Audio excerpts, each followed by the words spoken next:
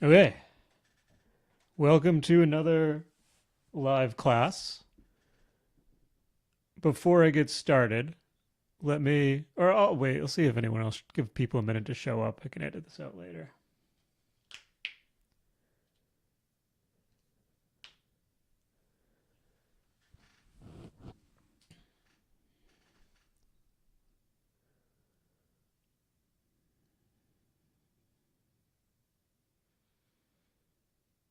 Just give people a couple minutes to show up.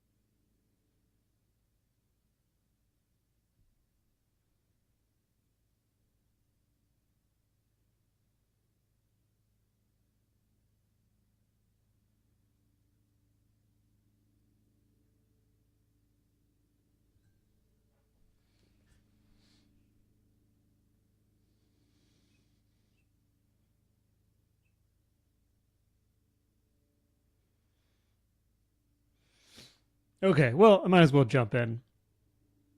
Welcome to another live class. Before I get into this, let me talk a little bit about who I am and why we do this. So, I teach drawing fundamentals at the college level, and I've been taking my lessons online as much as I can. And I started with a book, which you can download for free. The link is in the description. And I made YouTube videos. But I find that a book and YouTube videos is not fully it's not fully the class experience. You don't get that interaction as much as I would like, and it's too much of a one-way communication. Whereas if you were in an actual classroom, there would be back and forth. I could respond to what you're doing, and there's also a expectation of effort on your end. So just watching videos, especially just reading books, if you don't put in the work drawing, you're not actually going to get any better from it. And I'm not online to entertain. I'm here to teach. So I'm doing these classes live to give people a chance to ask questions, for me to demo, for it to be more interactive. So a little housekeeping on how this works is when I'm in class normally in real life, I have social cues so I can see when people have questions, and so I can stop talking and give them a chance to speak. But I don't have those social cues when I'm teaching online. So if you have anything to say, just feel free to talk and interrupt me. And like, don't worry about being rude. Um, if you aren't in the Discord, you can't, or if you're in the YouTube, you can't talk on the mic. Just tap in the chat or type in the chat. I'll read it out loud. But yeah, feel free to interrupt me. I want this to be a healthy back and forth, not just me talking to you guys. Today I'm going to talk about line. This should be, there's not that much intellectually for this one, but the exercises are really important. So I'll start by throwing this to you guys as usual. How do you feel about your ability to use lines?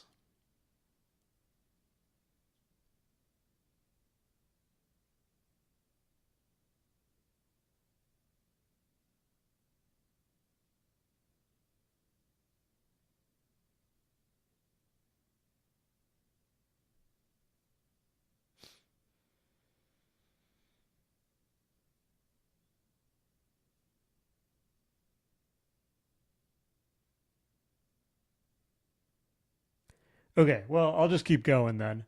Um, So we use lines. I talked about this last week that we can use lines to describe form by wrapping those lines by describing the edges of forms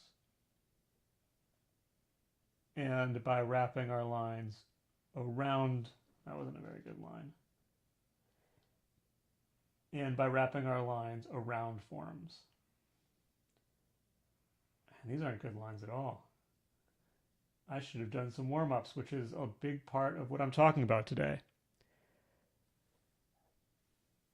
Um, but when people are new to drawing, they often have trouble getting the lines that they want because it's a different movement than you're used to. There's a lot of physical skill involved in making good lines, as I just demonstrated by not making good lines. It takes some skill, it takes some practice. So, what I'm going to cover today is how to practice having smooth lines and how to use this when you're drawing. Now, this is something that's all over the internet, so I'm probably not going to spend too much time talking about it and more time talking about the exercises. And I'll have some extra time to answer general questions. So, how many of you have heard of CSI lines? Is this something that's familiar to anyone?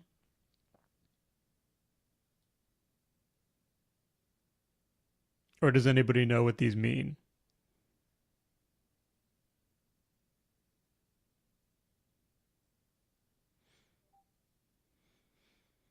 Okay, well, CSI lines are categories of lines that you can draw in one stroke from your shoulder.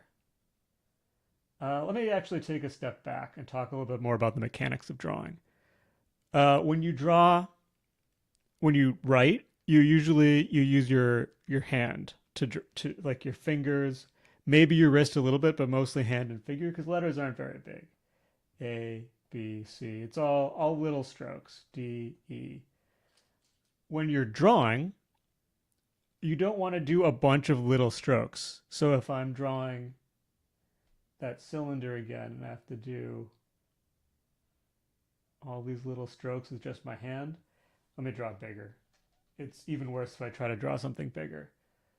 So with a bigger cylinder, I have to keep moving my hand. And you get these scratchy little lines.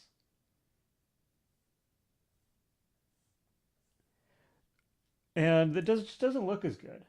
The lines just aren't as smooth as instead if I draw with my shoulder. So instead of drawing with just the fingers, you want to draw it with your shoulder joint moving your entire arm. Then instead of these scratchy little lines, I can draw these long, smooth lines and do it all in one stroke instead of having to pet the lines by doing a bunch of little strokes because that's the range that my finger has. But if you haven't done this before, it takes some practice. So yeah, drawing from the shoulder, but you can also draw from the wrist. Um, I know that Drawbox covers this, and it's very much draw with your shoulder. And I find that drawing with your wrist can work too. It's more limited than the shoulder because you have a shorter range. But a lot of times you don't need super long lines. So that's the case, you can draw from your wrist. But if you want longer smooth lines, you need to draw from your shoulder in one smooth motion. So CSI lines are categories of lines that are that you can draw from your shoulder in one stroke. So C curves are lines that curve in one direction, like a letter C. The other way as well. Down, up, could be really round or even a really slight curve. These are all C curves. And it's pretty self-explanatory what C curves are. Just single curves.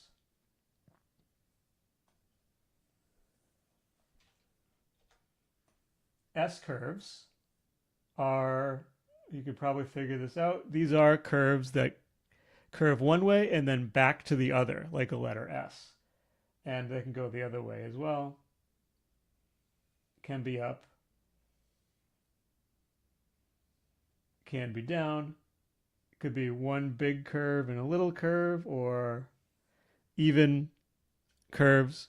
The point is that it's curve and recurve. So those are S curves.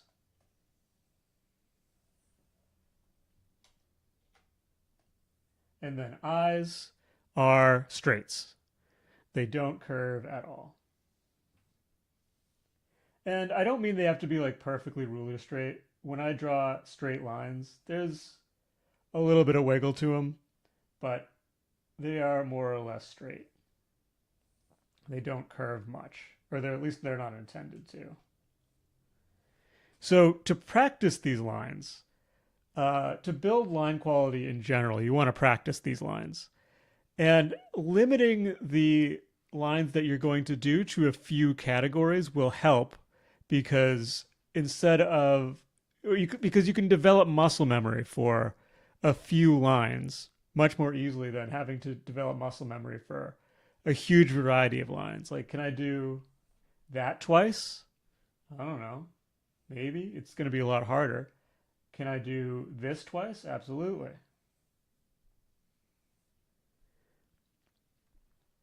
So we want to build muscle memory to draw with CSI lines. And the way to do that is just to practice doing CSI lines. This is a pretty common question that I get from beginners is how to build line quality. Or if they're, even if they're doing this, to not know if they're doing it right or not. Because it takes a really long time to get good at this. And it's hard to know if you're doing it right. Like if you do CSIs every day and your CSIs don't get that much better, right away you can feel like you're doing something wrong, but that's not necessarily the case. You're building new physical skill, and that takes a while to get good at. I think when you're new to this, it takes probably a couple years before you start getting real decent line control, which can be frustrating, but that's, it's just how it is. So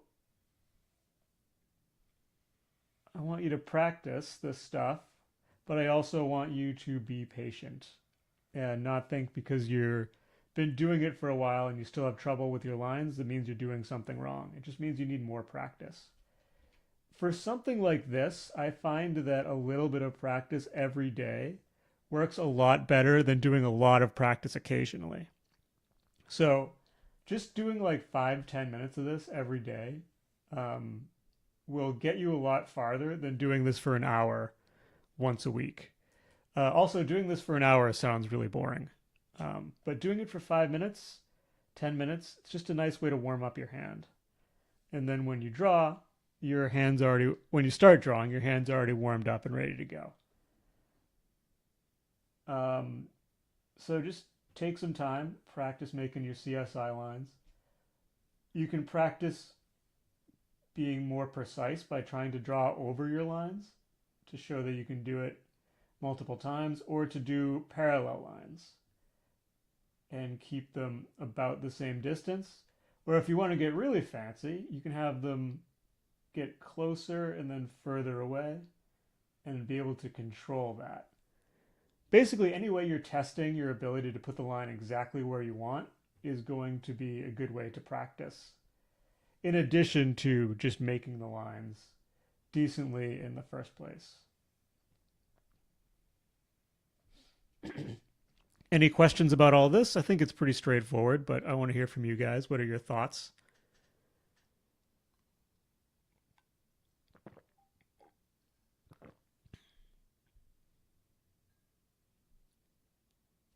Lately, I've been practicing this, and it's really helped me out. That's great. Yeah. I'm glad this is working for you. And yeah, I think I'm glad you brought that up as well. So for other people who aren't sure if this is going to work, There is even more evidence that this does work. So it might seem limiting to only draw with 3 categories of lines, but I find that most of the lines you ever need to draw will fit into these categories. They're pretty broad, they give you a lot of flexibility. And if a line does not fit into those categories, you can usually make it up. Excuse me. You can make it out of a combination of CSI lines. So if I'm drawing like all the basic forms, get rid of this guy. We're not onto you yet. Like I want to draw a cylinder, C, C, I, C. Want to draw a box, obviously eyes. The sphere is a big C and another C. And so I've covered all the basic forms, haven't even needed to use an S yet.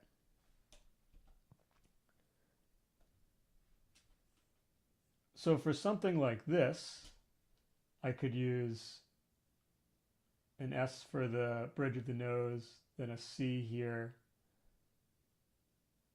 and S for the other side of the nose, C here. Probably not going to find that many straights on something this organic. C for the nostril, C here. So I want to give you an exercise that is really, I think this is one of the stronger exercises for observational drawing and involving CSI lines. So in one of the earlier lectures, I think I talked about the cycle of observation, but if I didn't, well, I'm going to talk about it now. So when you're drawing from observation, there's 4 things that you do, whether you're aware of them or not. So the first is to see, which is just simply pointing your eyes at the subject and seeing it. And there's more to it than that, but for now, we'll leave it at that. Then identify, or it could say select. This is where you decide on what it is that you're seeing that you want to draw in your drawing. What element of what you see do you want to capture?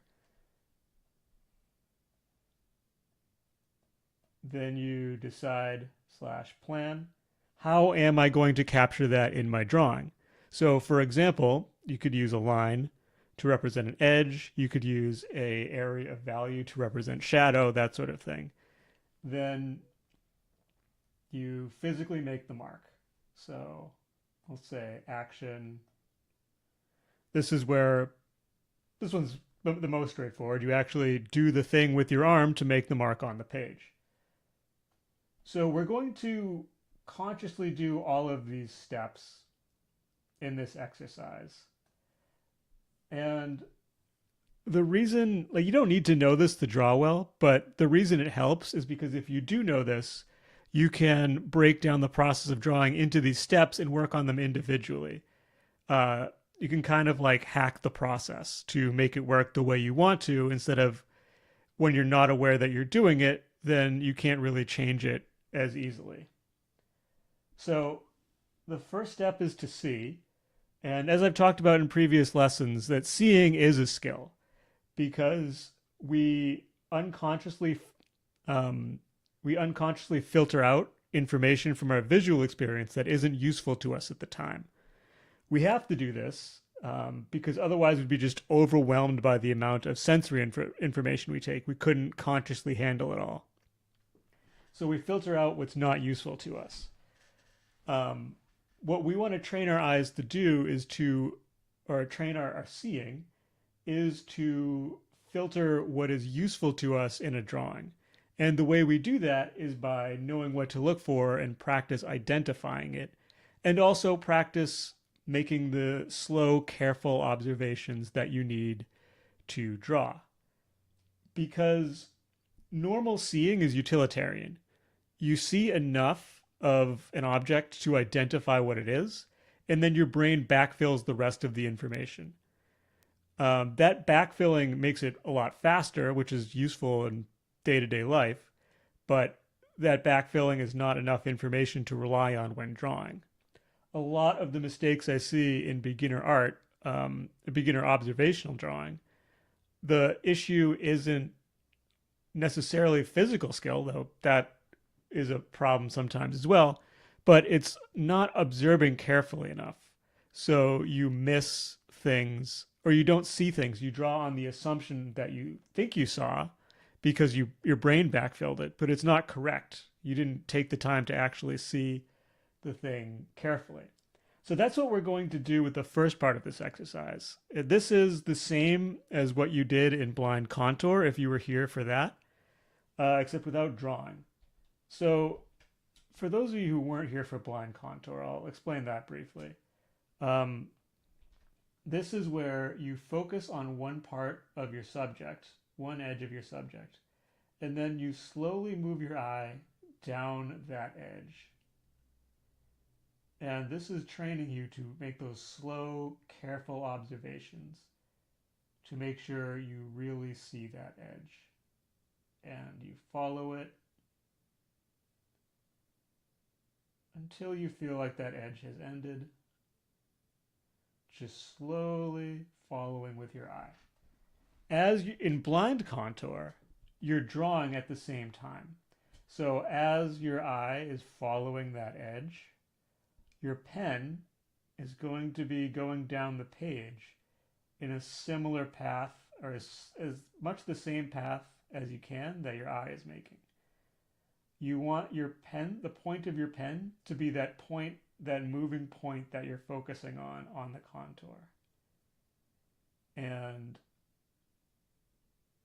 you're going to go slow and follow that with your eyes. Ideally, you want it to feel like your pen is touching that edge that your eye is moving down. And the purpose of this exercise is to get you used to making the slow, careful observations that you need to draw. But that's not the exercise that I want to cover today. I just went back to it because it's relevant to this exercise. So for this exercise, you're going to move your eye down that contour just like you did before, making those slow, careful observations. But this time, you're not going to draw while you're doing it. So you make that slow, careful observation. So this is see and identify. You're making that slow, careful observation. So you're purposefully seeing, and you're identifying the edge. Excuse me.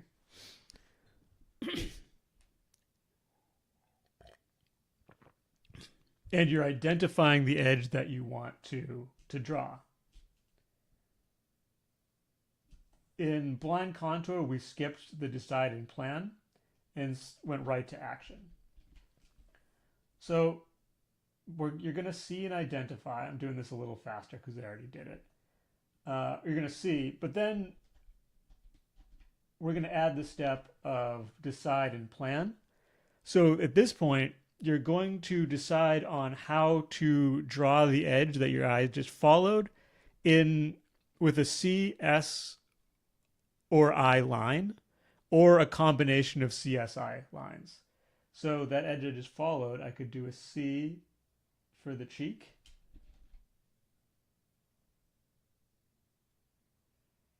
Then an S for the like lower cheek face area.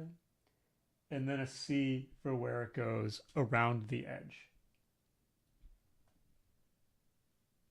And then after planning, now it's action.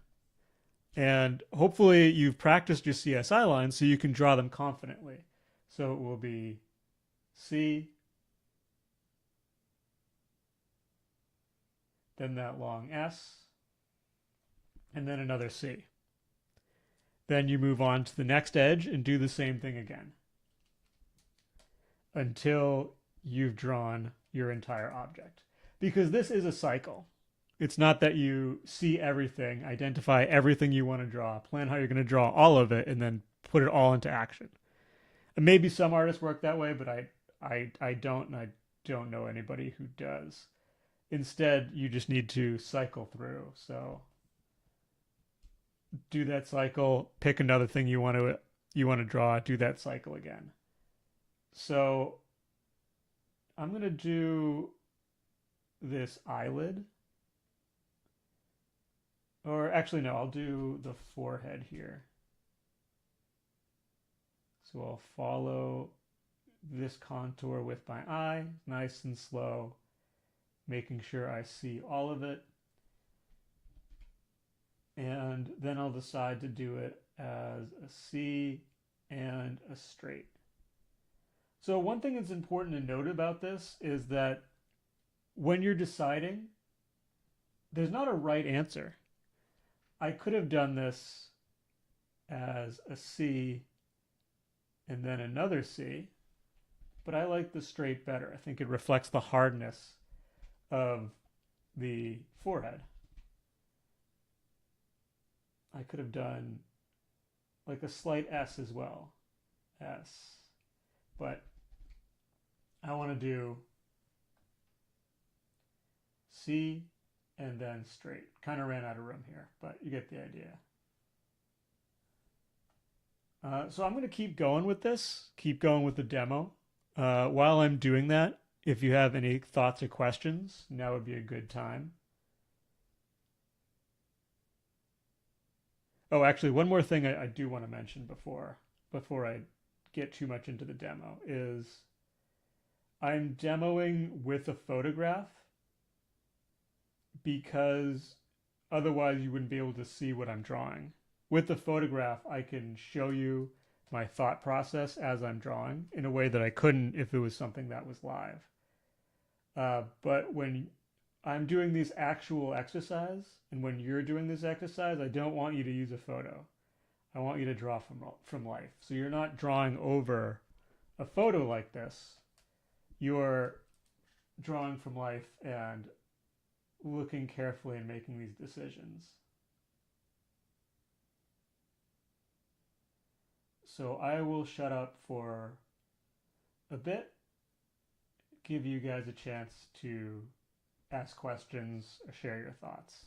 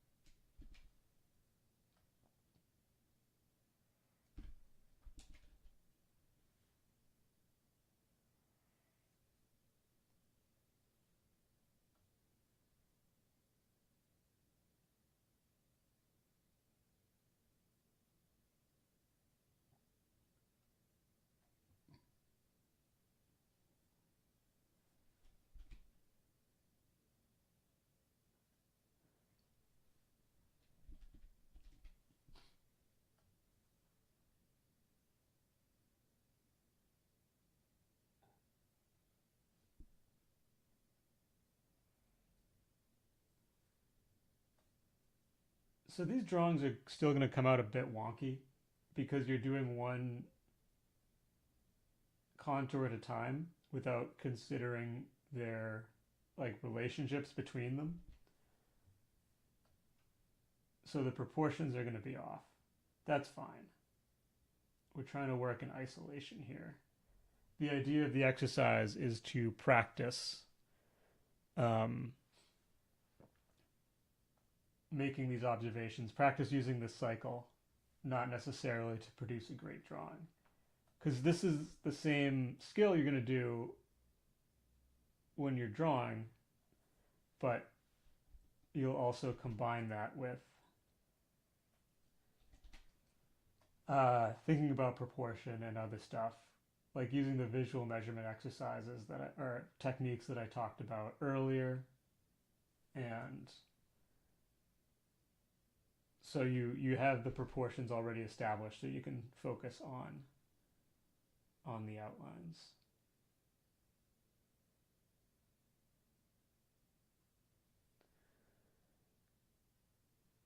And everybody's so quiet today.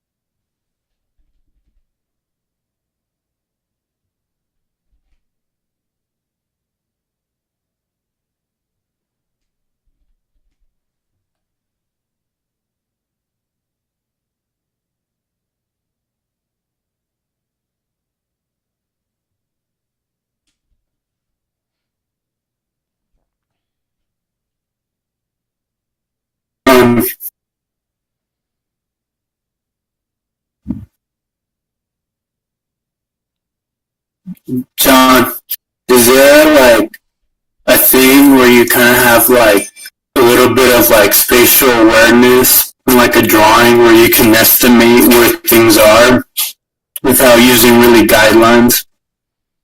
Um, yeah, I think that's true. It comes with practice. So the visual measurement stuff that I talked about in the previous lessons, they help you to establish the overall proportions of your drawing and help you check your drawing, but they also help train your eye to start noticing this stuff without needing to measure. So you naturally become more aware of where stuff goes without um, needing guidelines or measuring. You just kind of can see proportions more clearly. Just and from practice as well, not just from visual measurement, though that helps do it more deliberately. Just practicing and checking your proportions over time, you'll just get better at seeing proportions. Does that answer your question? Yes.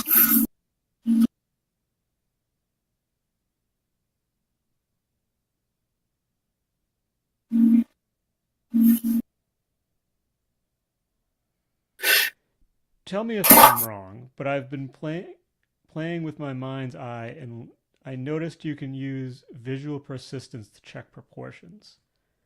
I've never heard of that before, but that sounds really cool.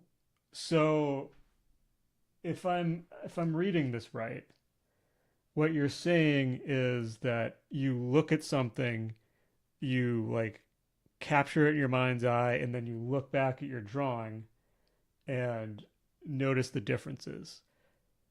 Um, that is really cool. Now that you bring it up, I probably do that at some level when I'm drawing. In fact, I'm pretty sure I do. Yeah, that's really cool that you said that. Um, that's interesting. Maybe I'll try to figure out a way to work that into teaching. I know not everybody can do stuff like that with their mind's eyes. Some people have stronger mind's eyes than others. But man, what a cool idea. I like that a lot. Thank you.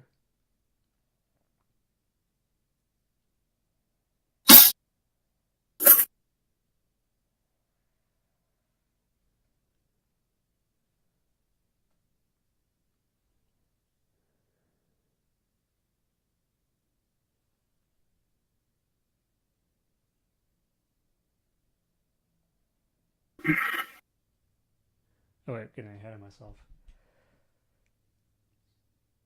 I've come to do this because I noticed I don't like looking at the reference too much. I like to stretch my visual memory actively when I draw, so I observe for a longer time. Interesting. I definitely look at my reference a lot when I'm drawing. And I would teach, that's what I would teach, I think, because most beginners don't look at their drawing enough. So that's why I'm very insistent on making these slow, careful observations and looking at your object a lot. But if you find this works for you to observe for a long time and then draw for a while without looking at your reference, then that's really cool. Do it. I'm not dogmatic. I am a very big believer that you should do what works for as long as it works.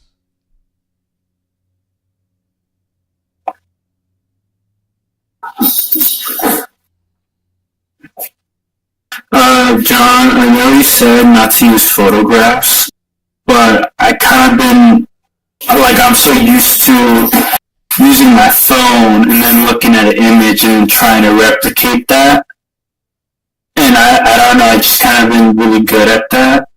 But I know I should probably study from real life too. Yeah, yeah. It takes getting used to for sure.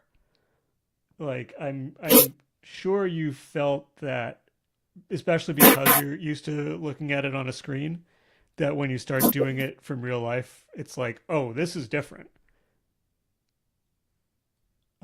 It's a different skill, so or it involves different skills that you don't get from drawing from a photo. Which is not to say that you should never draw from photos. There are times when it's useful, but when you're learning the fundamentals of observational drawing, you got to do it from life to get the best results.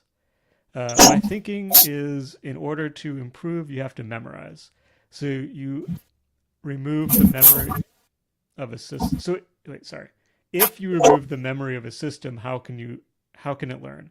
So I force myself to stretch my visual memory. Yeah, that makes a lot of sense. I don't think about memory in quite the same way, though I do memorize 2D stuff.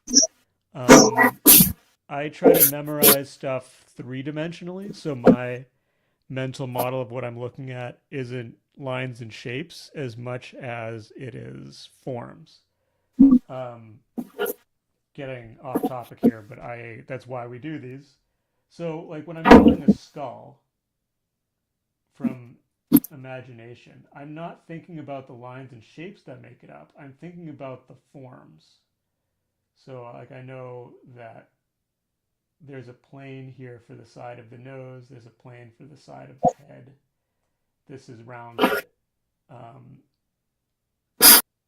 so if I draw this rotated downward, I'm going to see more of the top of this form. More of the top of this form, a little bit less of the side here.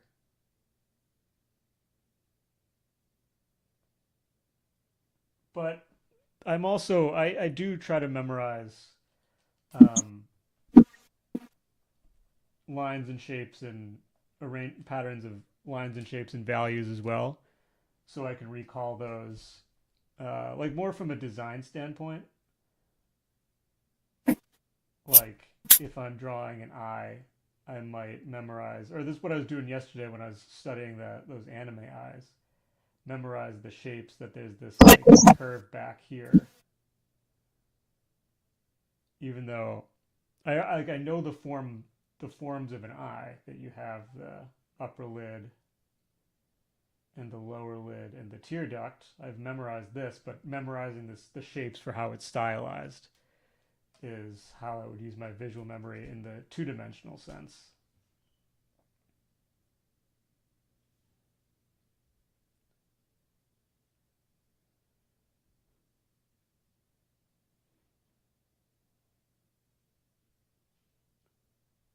But when we're doing observation, the point isn't visual measurement.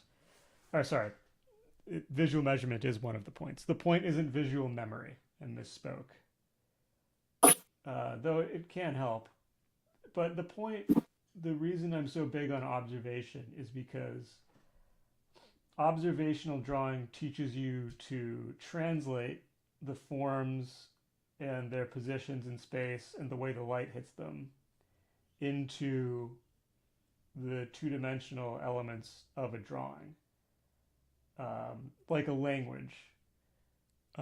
This might be, if people have been following me for a while, this might be one of those take a shot when he says this.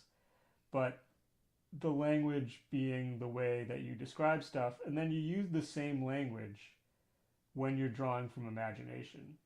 So you'll have practiced how to communicate forms and positions in space and all that stuff, so that when you do draw things from imagination, you already know how to describe those things once you think of them. Obviously, there's more to it than that, but that's where observation fits into the equation. So yeah, this drawing ended up kind of wonky, and that's okay because the point was to um, practice using CSI lines and practicing following my 4-stage observational drawing cycle.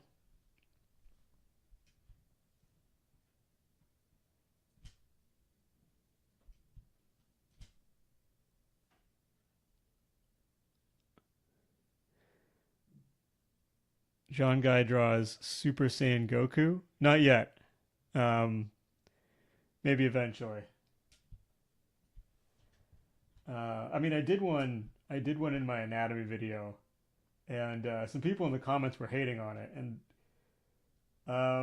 yeah, lesson learned. I should probably practice drawing a character a bit more before I do it, and then put the demo of me doing it onto the internet.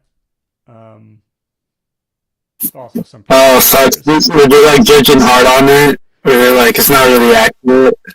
Yeah, Um, but like I was doing it without any reference, so yeah. I, Um, um, that would be a good one to draw upside down, like that Picasso exercise.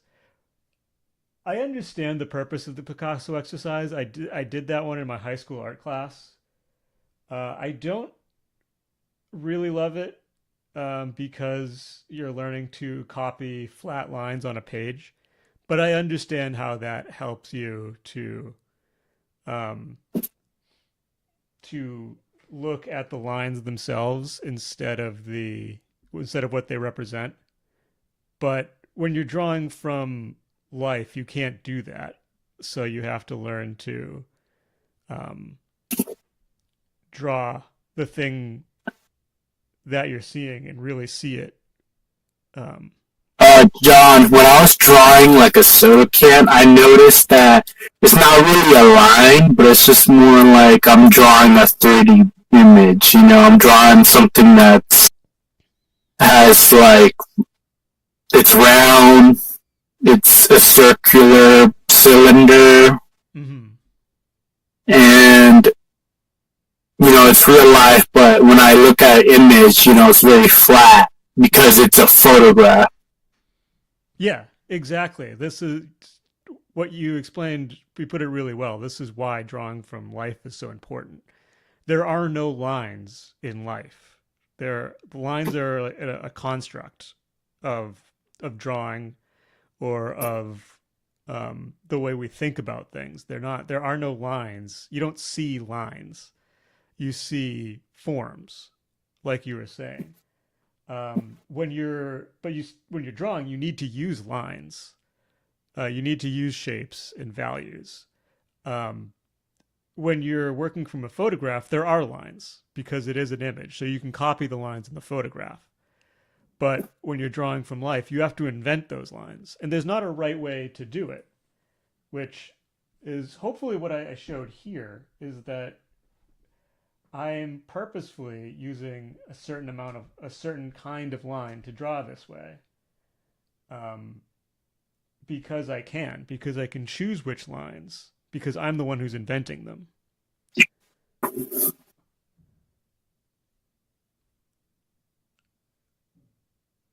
Okay, so another thing that I wanted to talk about, and feel free to interrupt me on this one because this is a tangent, but it is something I've been thinking about. I posted about it in the Discord channel this week about the time horizon for getting good.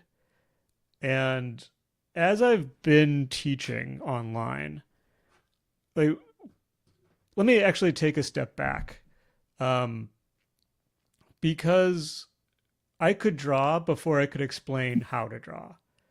Like the way I learned to draw was brute force. Like I think this is the way most people actually learn to draw. Is I just drew a lot until I got it. Um, like when I went to animation school, that's pretty much what they did. Was just like you're gonna have to draw all day to get all this work done that you need to pass these classes. But even before that, I was drawing for like hours and hours a day.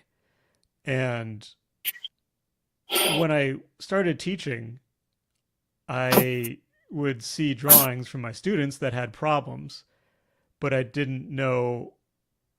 I could point out some of the problems, but I didn't know how to tell them like what to do instead. So that was the years that went into me writing that book, was me learning how I actually did what I do so I can explain it to other people. Um, and as I've been teaching online, what I've realized is one of the skills that I've had for so long I don't remember I have it, is the mindset around studying, and particularly the long term thought process that is very important for studying. Um, if you've never gotten really good at something, or something that's, if you've never gotten good at something hard like drawing, then you don't know how long it takes to get good. And it's natural to expect, if you put a lot of work into something, if you put in a few hours of work into something, that it's going to make a difference. But in reality, a few hours is nothing when it comes to building the skill of drawing. But putting in a few hours at a time is really all you can do.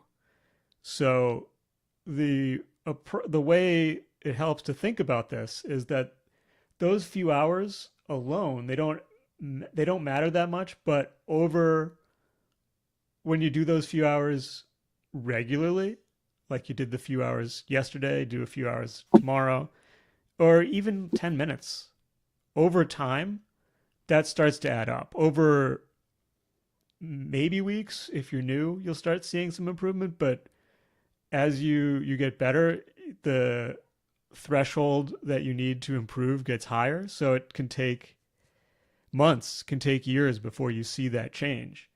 But that doesn't mean, if you don't see the change, that you're wasting time.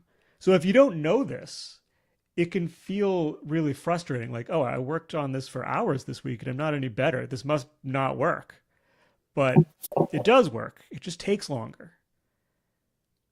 So when I'm talking about studying, I want you guys to think about this in terms of how good can you be in a few years, not just how good can you be tomorrow.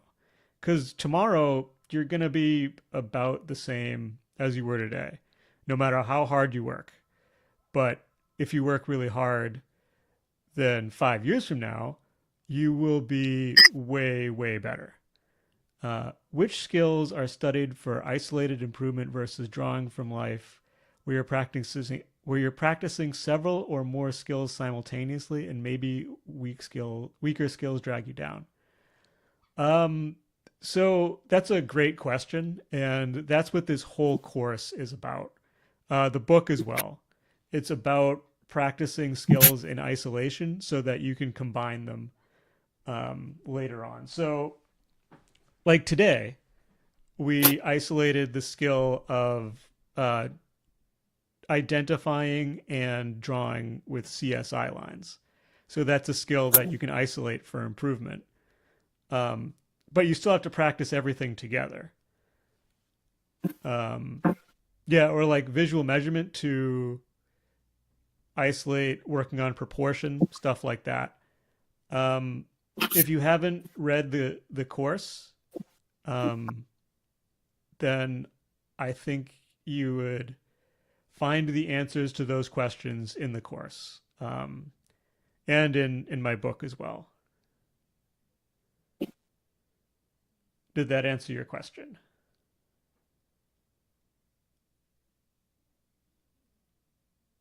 Yes. Cool. Yeah, so I wanted to do that little rant. I'll Um, Yeah, go ahead. well, the one thing I want to pitch in is that of kind of what I've been doing. So I took your suggestion of using the book and working with the book, and I kind of been doing it for like an hour. And I think it's really helping me out because I'm doing like practical application. So I'm actively, trying to work on the stuff I'm trying to learn on. And then, at the same time, I'm also doing stuff that I like to do, just like 2D art. And I do work with three-dimensional stuff. Like, I don't know if you've seen the car that I've done, but I'm really proud of it. Mhm. Yeah, yeah, I saw that. It looks good. Um, yeah, you're a great example. I'm really glad you're being vocal about it. You post all the time, and I see the improvement. I see you taking the attitude that you need to do, doing the things that will get you there. Yeah, like you're doing exactly what I would want you to do to get good. So very happy about that. Um, so That's cool. it is cool, and I appreciate you doing it publicly, because then other people, in the Discord will see you doing this and seeing it work, and then they'll know that they can do it. Because a big part of this is you have to believe that it will help in order to really do it. Well, from my thoughts on it, well, I mean, everything that I've ever done in my life has always been, difficult. It's like there's enjoyment in challenge, and there's enjoyment in, grinding and, working hard for what you want. And, I think people should probably look at it as kind of like a game where, there's different levels and you're trying to overcome it. And, like there's enjoyment in trying to get better.